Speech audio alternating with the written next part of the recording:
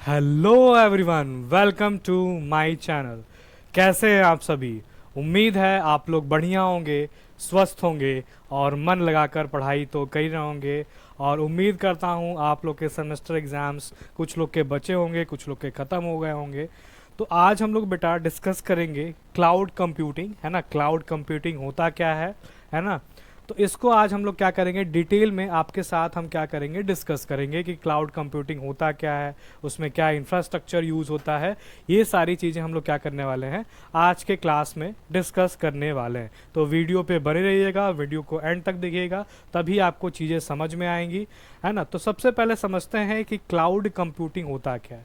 तो अगर बात करा जाए तो होता क्या है कि अगर मैं बात करूं तो सबसे पहले अगर बात करें तो डेटा को, अगर मान लीजिए कि सपोज करिए कि अगर मैनुअली क्या होता था, पहले क्या होता था कि पहले लोग मैनुअली क्या करते थे, डेटा को स्टोर करते थे। ठीक है, डेटा को क्या करते थे, लोग स्टोर करते थे।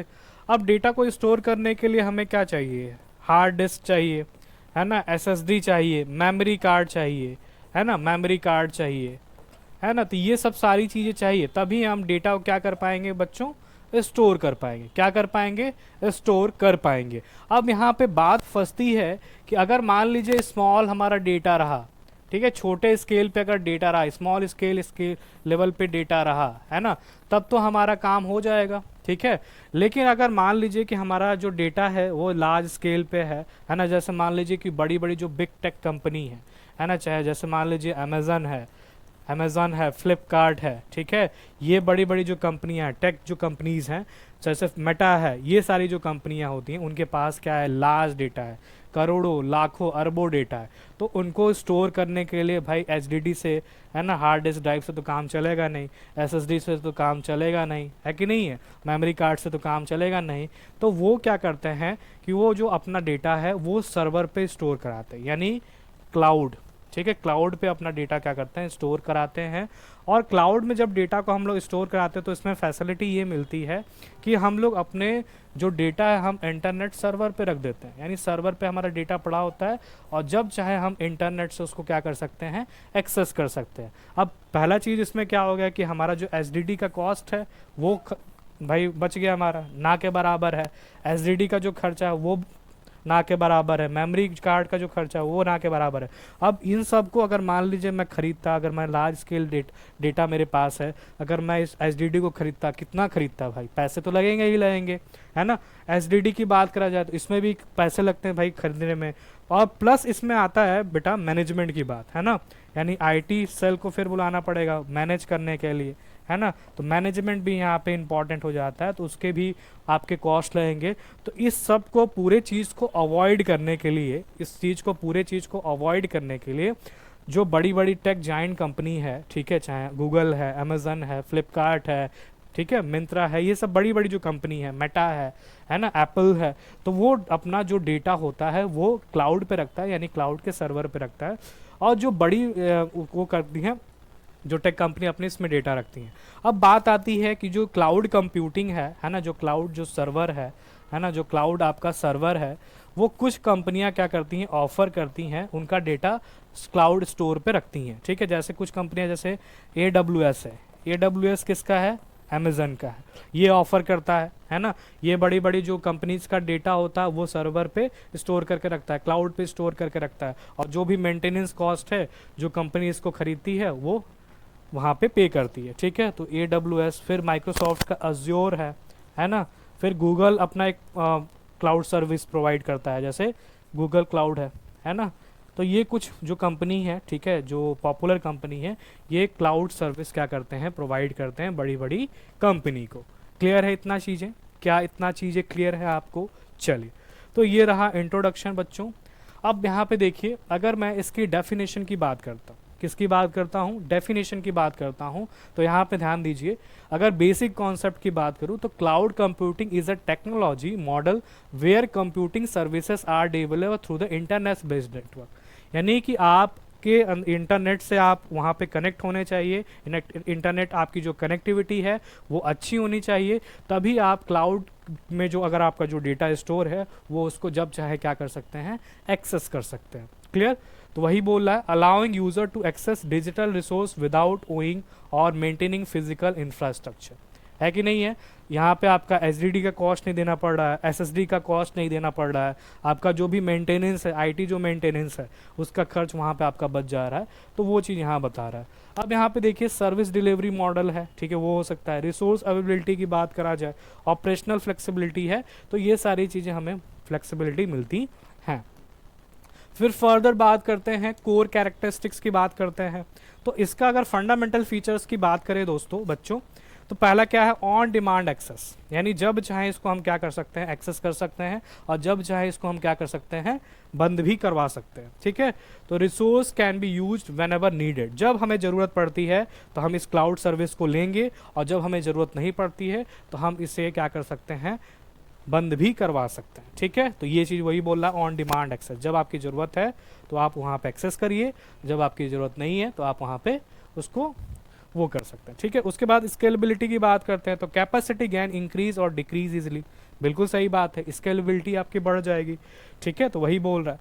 रिसोर्स शेयरिंग, ठीक है, मल्टीपल यूजर्स को आप शेयर कर सकते हैं चीज़ें, है ना, और आप लार्ज डेटा को एक साथ क्या कर सकते हैं, वहाँ पे ऑपरेट कर सकते हैं, क्लियर। तो ये चीज़ें यहाँ पे कुछ कैरेक्टरिस्टिक्स है जो आपके साथ मैंने डिस्कस किया। उसके बाद बात करते हैं दोस्तों क्लाउड डिप्लॉयमेंट की, है ना, क्लाउड डिप्लॉयमेंट मॉडल है, ठीक है। तो ये भी आपको जानना चाहिए, different ways to cloud environments. तो यहाँ पे ध्यान दीजिए, पहला आपका है, ठीक है, थोड़ा सा विजिबल नहीं है, एक बार मैं इसको थोड़ा सा विजिबल कर देता हूँ आपके लिए, ठीक है, ये ध्यान दीजिए थोड़ा सा, हाँ अब शायद मेरे ख्याल से विजिबल है थोड़ा बहुत, चलिए।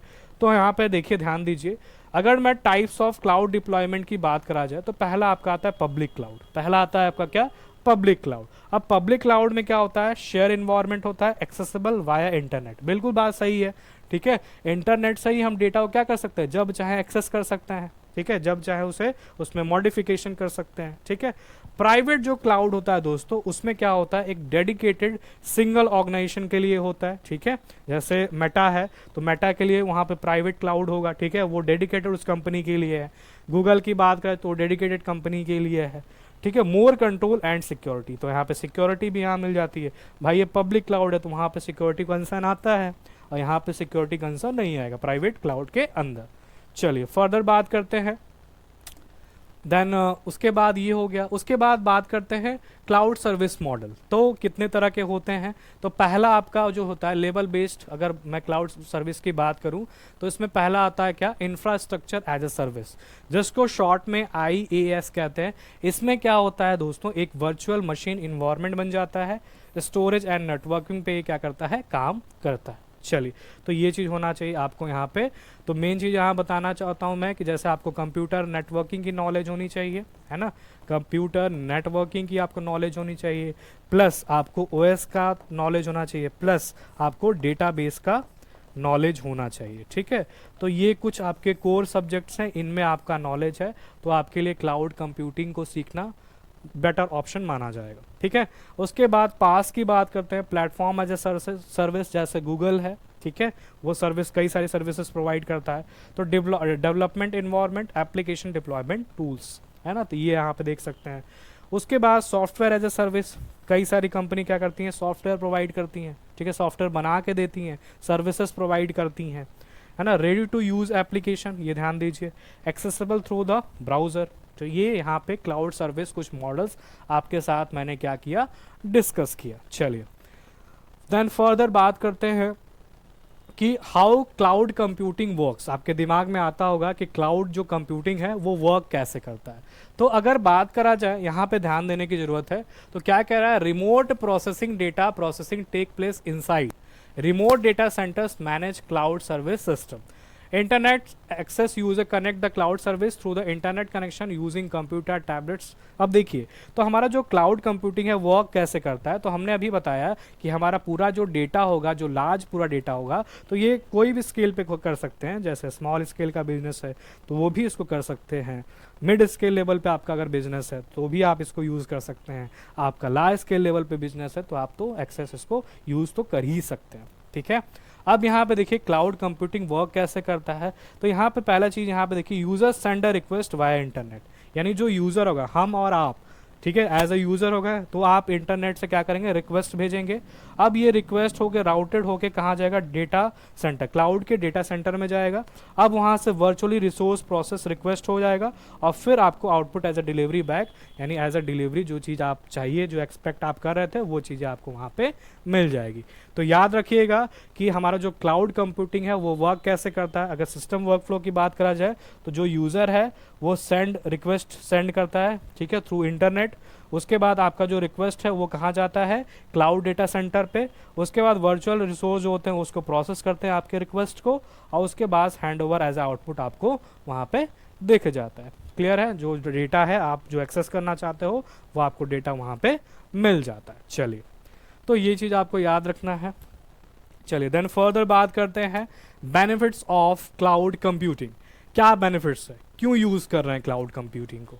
तो यहाँ पे अगर ऑपरेशनल फ्लो की बात करा जाए तो यहाँ पे ध्यान दीजिए कि पहला चीज़ क्या है, लोअर इंफ्रास्ट्रक्चर कॉस्ट। यानी वहाँ पे आपके जो पैसे हैं, जैसा अभी मैंने बताया कि अगर आप लार्ज स्केल पे डेटा होगा तो स्टोरेज डिवाइस को बढ़ाना पड़ेगा, है ना, यानी एसडीडी को उसको क्या करना पड़ेगा, एसएसडी को बढ़ाना पड़ेगा, ठीक है।